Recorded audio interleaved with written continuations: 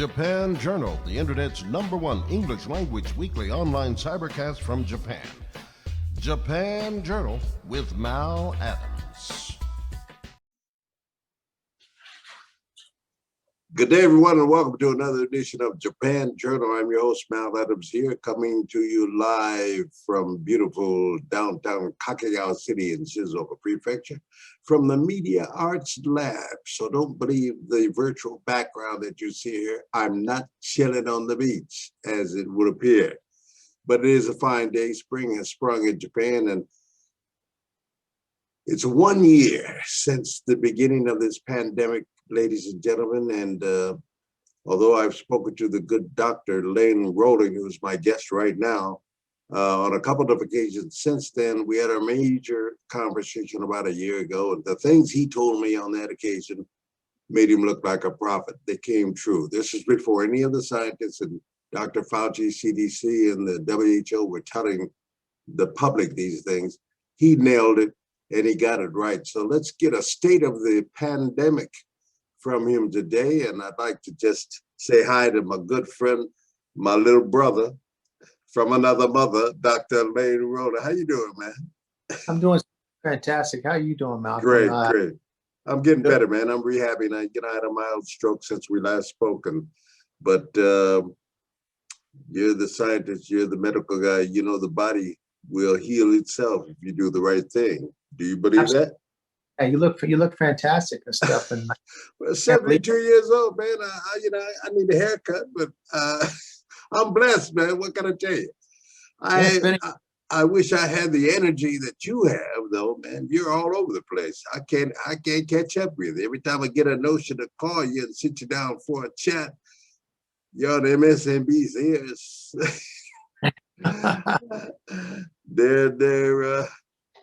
They're running your heart, huh? Trying to get the information, huh?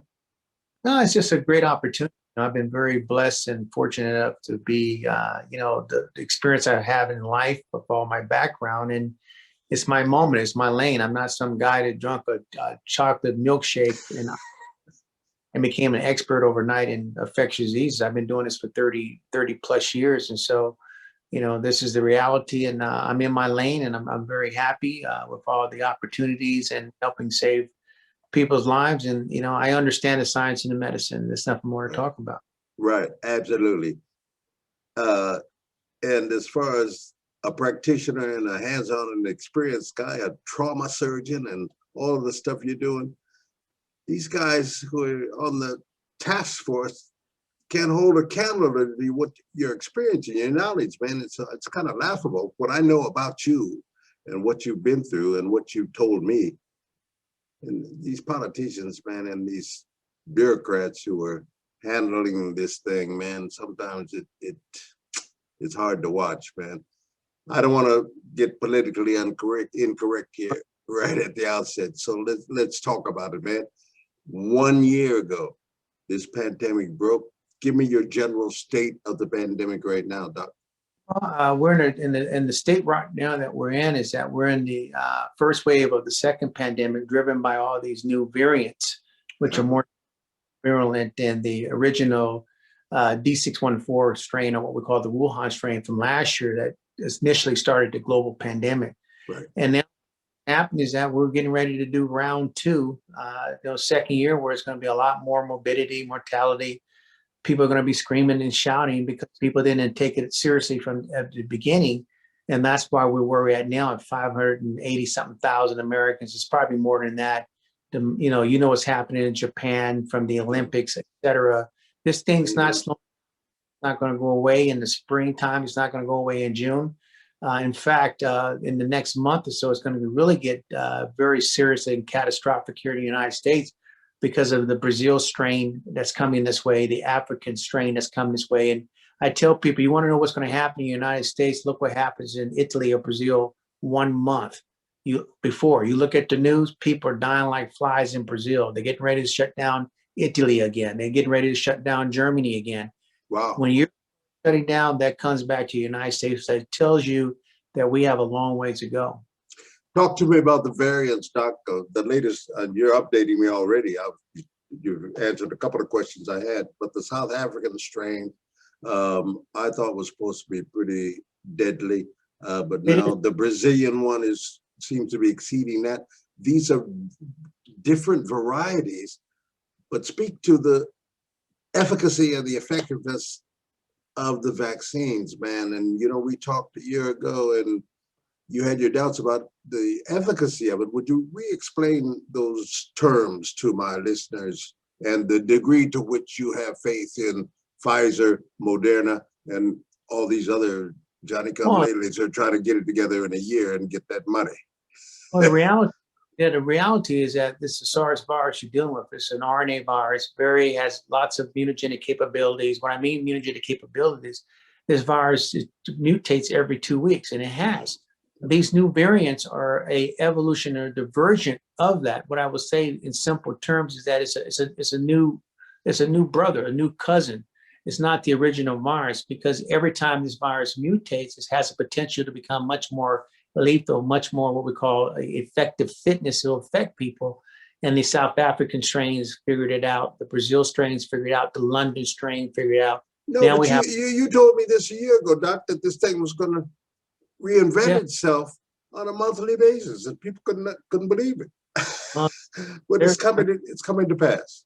well, the death and mortality and reality is showing what I know and what I told you was going to happen based off of Absolutely. my years of experience. And now we have a new California strain, what we call a hybrid strain, which is a combination of the actual California strain itself and the London strain, and they mix their RNA. And so this is going to be a super pathogen. And this is what I talked about in the world of understanding the world of especially SARS-CoV virus or beta coronavirus, which are very, very lethal. And that's why you're having a very difficult, there's no way you're going to have the Olympics in Japan in the summer. That's not going to happen, Hey, because that's a man, super spreader event. listen, But to your original question on what vaccine effectiveness and vaccine efficiency is, I try to explain to people that these are the two words that people need to know. Vaccine efficacy really is just a term based off of clinical trials. And okay, these that they take 100 people, the most healthiest people on the planet, they'll give 50% of the people the actual vaccine that they're making, and 50% of people get placebo. And then what happens is that 3 people get a fever. That's a 97% efficacy. Maybe 5 people get sick, 95% efficacy. But that doesn't mean anything, because you have to take this vaccine and you actually have to put it in the real world with people that are not perfect, healthy individuals. People have underlying diseases from diabetes to cancer. Black folks got sickle cell anemia. Maybe there's some type of, thyroid problem in Japan that the underlying population has because of radiation and all that stuff. You have to, absolutely. and then what happens, you figure, after you test all these different subtypes, mothers that are pregnant, mothers that are having babies and they're breastfeeding, kids that have autism, kids with Down syndrome, blacks with diabetes, Asians with multiple diseases. Then you inject these folks with your vaccine, and your vaccine efficacy is going to go down to about maybe 30%, maybe down to effectiveness. And that's what happened with the Johnson & Johnson vaccine when they were using it against the South Africa strain. That they were touting that they had a 60% efficacy, but when they put it in the field to test against the big boy, it dropped down to 10%. So they rammed down. So that's a very important word that people need to use. And in my opinion, the best vaccine that's coming out will be out in 3 or 4 months, and that's a vaccine called COVAX, COVAXX, and that's the vaccine I'm going to take. My grandchildren are going to take. My family's going to take. But that's one I believe in that I'm going to take as Dr. Rowling, the infectious disease specialist, because I believe and understand the science behind it. Who's making that? Who manufactures that? That's out of a company called COVAX. You can look at that. You can look it up and stuff. They've been Great. doing management for many, many, many years and stuff. And so I Hey, have man, in them guys. this is breaking news to me. COVAX, C-O-V-A-X? COVAXX. C-O-V-A-X-X. Minasan goran kudasai. C-O-V-A-X-X. Atarashi vaccine desu ne. So I got to tell my Japanese people, man, because I've been getting asked, trust me, you think black folks and other people of color are cautious because of the systemic racism that applied to experimentation in Africa, Tuskegee, HIV. You know, you don't blame people for having reluctance, but this efficacy explanation that you just made makes it real. I mean, it's not perfect science. Well, I mean, you have to realize, you know, I'm a humanitarian. You know, I'm here to save everybody's life on the planet. I've lived Sure. I lived in Iowa for 2 years. You know, I've lived in Peru for 14 years, Germany for 4, all over the world. But at the end of the day, we have to realize that minorities are underprivileged people, Blacks, Asian, have been exploited. Period. End of story. We can talk about all the different scientific experiments they've done on us, et cetera. And so people do have a hesitation. That's why you have to have reliable people with a good platform that can talk to people. Right. Because somebody gets on their white horse and saying, I'm from the government, running down to Mississippi Delta, Yeah. That ain't gonna happen. you're gonna say, where were you 6 months ago? Where were you where were you 3 years ago when grandma got her leg cut off from diabetes? You weren't helping us then. So what, all of a sudden we're the flavor of the month? I don't think so. So people got to bring credibility. You got to figure out who's bringing the credibility and what their purpose is. And people have to understand the science and the medicine behind whatever technology is brought to them. And it's hard to weed out the facts from the fiction and the politics, man. You know, they just, what are they dropping? $1.9 trillion on this package. And a lot of it, I mean, the Republicans are charged too. A lot of it hasn't got anything directly to do with relieving the pandemic, but there's some associated stuff, man. But I mean, politics has been driving the information, and I'm an information guy. I said, man, let me get Dr. Rowland on the line so he can talk to me. Because your original CNN, you were CNN bureau chief for Japan. You've been in the F-15 Eagle. I know your background too. You're the OG CNN report. So you know the thing. I don't care if it's 1.9 or $3 trillion. If they don't have the right thing, the right message, I've told people I support Biden 100%. I'm in his corner. I'm going to do everything in my power to support and help him on his watch to save people's lives. In 6 months, after a year, and he got 500,000 people dead, he's done. He's done. He's done. I'll switch. I'll tell everybody that right now because I don't want to hear it. Absolutely. You got your opportunity, so you better hit a home run ball. Absolutely. And got a majority of the House and the Senate. I don't want to hear it. You know, Trump was a complete failure, and that's just the facts. And anybody get her done, huh? They had 550,000 people tell you what they thought. They're dead. They're gone, and that was their watch. So it's Biden and his people. So let's see what they do. But I don't want to be hearing no excuses from a year from now. I appreciate you always giving me the Dr. Rowland version and not the Mickey Mouse version. Oh yeah, I get it. I was out in the jungles for 14 years of my life while everybody else was eating apple pies and doing well, and I'm in the jungles doing what I'm supposed to do. So, and nobody gonna tell me what to do, how to do it. It's not gonna happen, Malcolm. Just don't come with me like that. You might go mess with some guy from Idaho, but you're not. Okay, appreciate that. That's why we love you, brother. Okay. So let's talk about you for a minute, man. Where are you now? You in California or in Las Vegas or? Riverside, California. Okay. I'll be tomorrow, and I'll head back to Vegas and stuff. And is that your U.S. stateside home residence? What do you got? About 3 houses here? Yeah, that's my state. No, I don't have that, but yeah, it's my state home. In the States, it's here in Vegas and also Riverside, and I have my place in Peru. But more than likely, happen is that I'll probably have my corporate office is going to be in the States, and I don't know where it's going to be, but I know they're looking for it right now. The people I work with. Okay, well, bring me up to date on some of that activity because it's interesting. Have you completed the project with the hotel and hospitality side of the business with the protective protocols associated with infrastructure and whatnot in your building codes and whatnot? Yeah, we've opened up schools and we've opened up hotels and different places using our biosafety, biosecurity protocols that I Oh, developed. wow. We've brought testing, brought PCR testing. I brought a lot of technology to the atmosphere in helping mitigate and contain this particular SARS-CoV virus. And so I'm always looking for the best technology. And right now we got brand new technology coming out. We have a mask that's the only mask on the planet that is antiviral mask that it's an air purification, has what we call a 10 log kill, 99.99926% kill rate. And the only mask on the planet that kills viruses. All the other masks, FFP3s, FFP2s, these masks are only antibacterial. This is a mask, the antiviral mask on the planet, AV100 389, which is beautiful.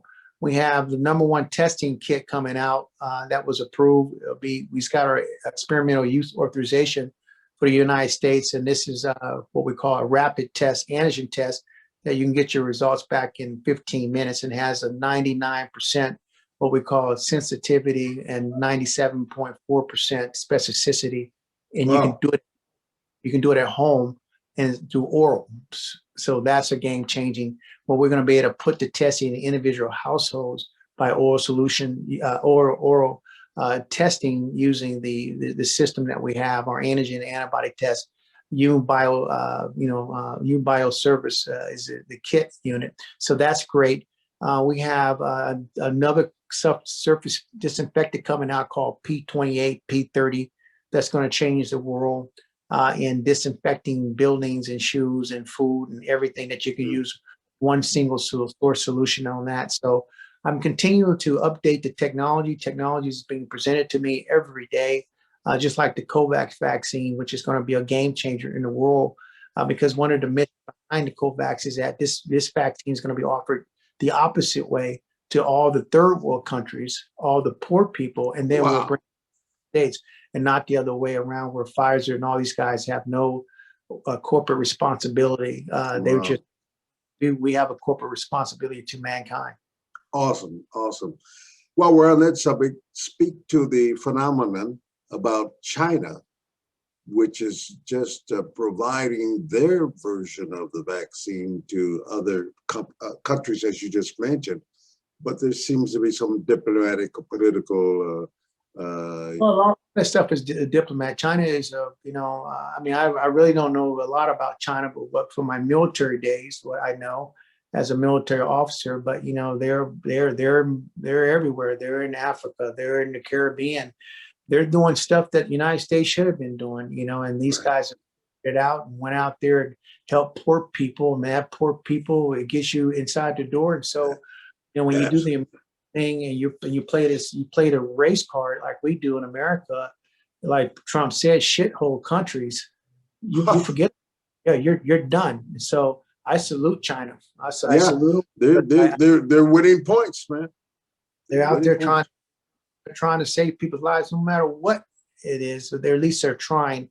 And I got to give them an A for effort for that. What do we know about their particular version of the vaccine? This vaccine's like this. It's like the Moderna and all the other vaccines. You're going to have to get an injection, get a second injection stuff. But the question behind the Chinese vaccine is that I don't believe in the science or the medicine behind it.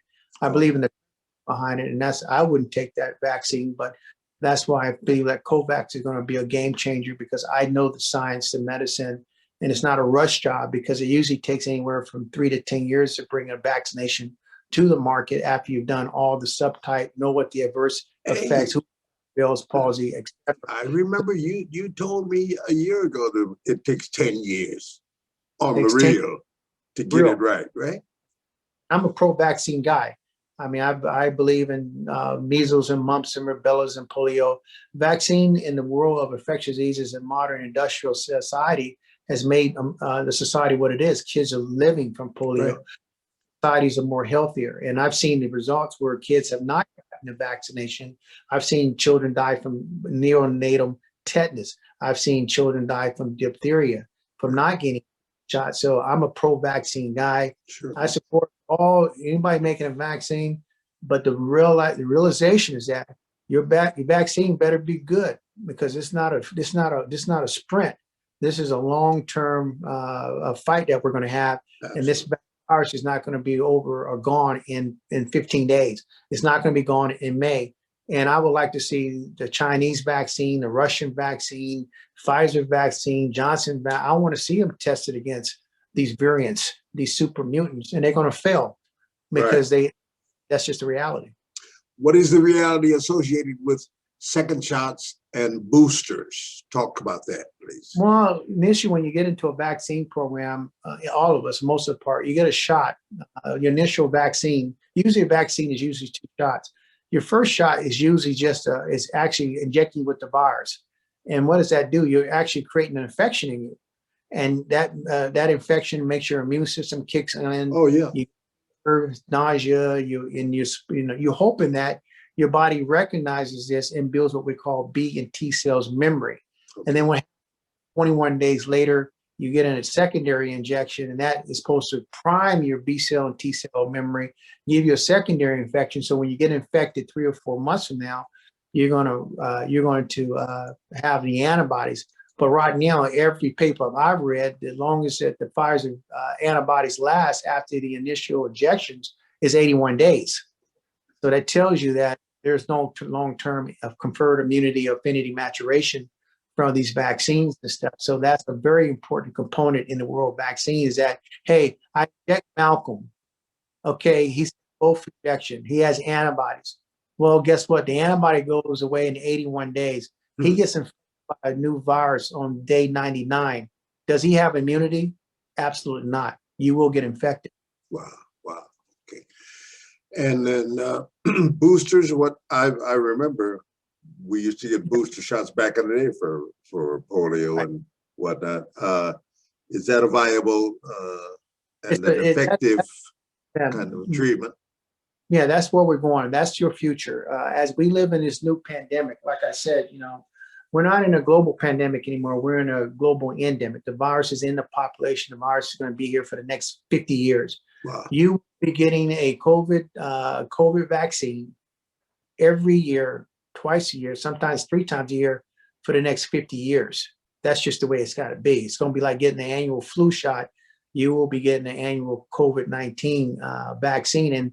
And this is going to be very important for some people, but this is our new reality. Our new reality is you will be wearing a mask. That's your new reality. The Japanese and Asian culture have already worn masks for years. Absolutely. People can never figure out, man, the Japanese down there. We get a runny nose over here. We mask up. Yeah, half of it is prevention, but the other half is not affecting you. Yeah. Well, you said the magic word. The magic word is prevention on both sides. On both sides. I salute the Asian culture, Japanese and the Chinese culture on that, because it's unbelievable. That type of thought when you look at it, something simple like that can decrease your chances of getting a respiratory infection. So that is the principle. What Americans are going to be doing, and the rest of Europe, everybody's going to be wearing masks in 15 years. And I laugh because I've been in Japan so long, man, I don't have a second thought about adhering to the protocols that come from the government or science, And I looked around a week. I outsourced some of my curriculum for my school, and I have a contract. A week later, I walk into my classroom, and we got the plastic barriers up, the transparent screens between me and the students. We've got a device, the Japanese bow anyway. When we had a device, you can bow to the system and give you 36.3, reads your temperature, beeps, takes your picture. I mean, saturated all over the nation, man. Yeah, that's the Japanese culture, very automatic, very regimented, very astute and stuff. And I've been fortunate enough to have the opportunity to put the facial recognition units in schools and the biodecontamination units and stuff. So I completely understand. I salute Japan and stuff, because I think that this is going to be one way they're going to be able to mitigate the infection. But they're going to have a problem just like everybody else over the next 5 years. And just because they tell you that the numbers are going down, we've heard that several times, the numbers are going down, and guess what happens 1 month later? Yeah, absolutely. Yeah. Let's digress a minute, man. I know you love Japan. You were in Okinawa, right? Yeah, I was in Okinawa. Uh-huh. So you mentioned, thanks for that shout out about me and the F-15. You know, when I was flying that thing, I was in the back seat. We were headed at Mach 1.2 toward Okinawa from Kyushu, man. And it was, I think it's got to be a historical thing. It was an African-American pilot, Right. Colorado Springs, and I'm in the back seat, a brother from CNN. And we were rocking and rolling, baby. He gave me some stick time, and I'm doing video games. That's all I know, right? and so I had 6 hours of classroom before I could get near the plane, right? And they told me, look, do not rely on your visual recognition of what you think you might be, you know, your orientation. Watch that gauge. And so my captain said, Mal, you want to fly it a little bit? I said, hey, by all means. And I did an aileron roll or whatever he said. I didn't know what that would say. Yeah, it was pretty nice. I said, okay, I'm getting happy now, you know. So I think I'm climbing, and I did a visual thing, the cloudy sky and the ocean. You couldn't tell the difference. I was diving at the speed of sound into the drink, man. And the captain said, oh, okay, I got this. He bailed us out and corrected it. But wow, I've never had that's in my 50-year career as a broadcast journalist, man, that's the most awesome experience I've ever had. Now you're a military guy, so you get close to all this stuff. You know, the average citizen. Yeah, I've jumped out of them. I've jumped out of C-141, C-130s, Black Hawk helicopters. I've jumped on them in the daytime, in the nighttime. Wow. In the jungles and stuff. But that is, you know, I really wish one day I'll get that opportunity to actually get in one of these and actually have somebody fly me or be in the back, because that's what I wanted to be when I was young, was a fighter pilot. Is that right? Yeah. Okay, so look, I'll make a deal with you. When you come over, I'll set you up and do a seminar for these Japanese doctors at Kyoto University and whatnot, and you could school them. And then I know a guy, we can get you in one of those. If you're very serious about me coming over to, you need to say it's a done deal, because what I will do, I will set that up over the next month, 4 weeks. I will be in Japan to teach a seminar on COVID-19 science and medicine. I just got to have you, if you can do the walk, Malcolm. Hey, I'm setting you up right now, man. This interview is about. I know some people have been waiting to hear our second interview. So as a matter of fact, since we last spoke, I interviewed a doctor from Kyoto who's very closely associated with a Nobel Prize winner from Osaka University, and he invented some kind. It was beyond me, you know. So I had to have it translated because my Japanese is medical Japanese. You know. So what he had discovered, something associated with herd immunity, the extent to which Japan, South Korea, and Taiwan did not blow up and get saturated at the initial pandemic. So what do you know about, what could have he been talking about? Well, the only reason they didn't get to herd immunity because they had what we call a controlled lockdown. And I don't care what anybody says in the world, Malcolm, you will eventually, for this pandemic to end, or global endemic infection end, you have to get to 90% herd immunity, which means everybody in the community has to be infected. Right. Through vaccination or just through natural immunity. You're not going to prevent, nobody on the planet besides God can prevent herd immunity, and it's not going to happen. Everybody, we're going to get to herd immunity eventually, one way or the other, at when the appropriate time, but it's not going to be prevented, because herd immunity is a good thing to have, you know, and if it's really controlled. And that's why when they put people in quarantine, that's to slow down the infection. It's not to get rid of the infection, slow down you getting into a herd immunity, because when you jump up to herd immunity, for example, in the United States, if you did a herd immunity, you're looking at about 324 million Americans will have to have the disease, one way of the immunity from the disease or from a vaccination. Wow. Well, if you do that, 10 million people are going to die. Wow. Getting to 324. So there's a trade-off. You can have death rates, or you can get to herd immunity, and that's why they do control release of people, quarantine, to slow down the infection rate, hospitalization. But yeah, I look forward to coming there and giving a 2-day course on coronavirus, infection, herd immunity. That's what I was supposed to teach at the Hybrid Fatigue Institute in June of last year, was coronavirus, pulmonary. And, because of so it was right up my alley. So I look forward to coming there. You tell me, my people get me there, and I'll be there, and I'll teach a 2-3 day seminar. Bring my wife over there so she can have some great sushi food and make some, absolutely.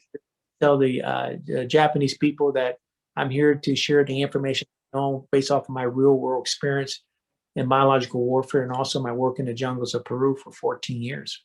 I'm your man in Japan. We're going to end it there, Doc. We got a short window here, so I appreciate you. I'm coming back to you soon. I'm back up and running, and let's continue, man. And we'll get some of this stuff translated so it goes to the broader community. But I got a lot of English speaking Japanese people who know about you and who will be watching this program. I appreciate your time. And thank you. In a word, how's the family, man? That lovely daughter of yours, how's she doing in New York? You got a son that just what he just got promoted? Yeah, my daughter got done doing the Grammys last night, and and my son Nathan, 23, just got his second. Just finished his military police officer school, so he's a second lieutenant military police, U.S. Army. So I'm proud of him, and so my life is good right now and stuff. And I look forward to coming to Japan and bringing my right hand, and we're gonna have a good time. I'll teach and she can shop. Okay. You may see me before I see you. I'm supposed to be inducted into the Omaha Press Club Hall of Fame.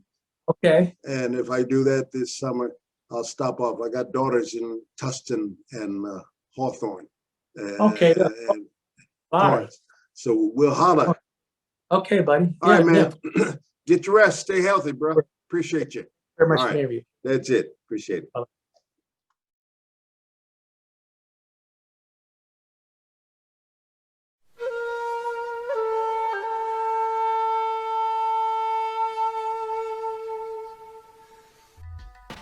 Japan Journal, the internet's #1 English language weekly online cybercast from Japan. Japan Journal with Mal Adams.